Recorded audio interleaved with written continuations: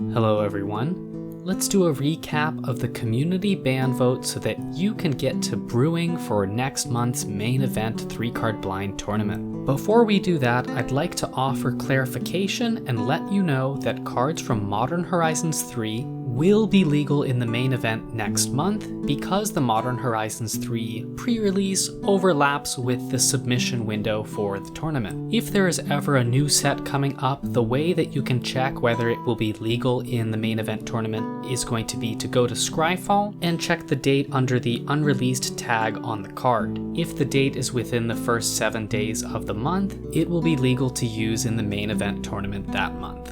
Alright, now that that's been cleared up, let's take a look at the 4 cards that you voted on as a community to determine whether they would remain legal for the main event in June. Community members were able to vote +2, +1, +0, -1, or -2 to express whether they wanted a card to remain legal or for it to be added to the ban list, where a positive number indicated that you would like the card to remain legal and a negative number indicated that you would like the card to be added to the ban list. The outcome of this vote was that Cathedral of War, Dark Depths, and Energy Field were added to the ban list, and City of Traders remains legal. City of Traders remaining legal does not surprise me too much, as many players do not like losing mana sources as part of these ban votes, because those mana sources in their mind enable a lot of cool strategies that they'd like to try. I will be honest, I would like to see City of Traders go away again at some point so that Ancient Tomb can take its place again, and I also would like to see Ancient Tomb go away at some point.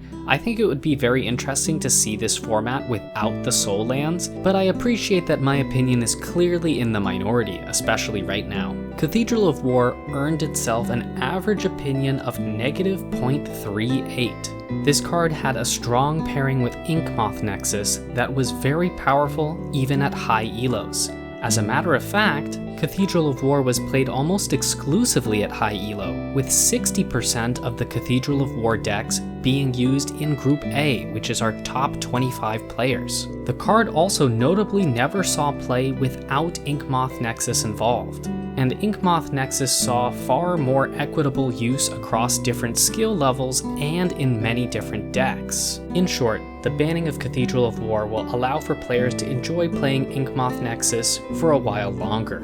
Next up we have Dark Depths, which had an average opinion of -0.88. There were a handful of people holding out on Dark Depths, but for the most part, players were in agreement that the card needed to go away. And that's understandable because for a long time now, at all skill levels, it has been a very dominant strategy. Dark Depths being banned will give our higher elo players some more wiggle room for how they want to brew, and it means that our new players won't have to worry about being stomped out of existence by the same card regularly. And our final card is Energy Field, which had an average opinion of -0.49. This is another card that had been performing very well for some time, and it had many pod wins under its belt. I'm happy to see it go away now because there is the logical second best option, which is Island Sanctuary, and will give us more time to analyze how powerful Island Sanctuary is to establish the appropriate baseline power level for these sorts of decks. Finally, I would like to thank our supporters of this channel for participating in the unbanned vote, and the unbanned vote resulted in no cards being unbanned, which I am sure is a relief to many of you. That wraps it up for our ban updates that will affect the 3-card blind main event tournament in June. Happy brewing, everyone. I'm looking forward to seeing what you come up with. Thanks for watching, and see you soon.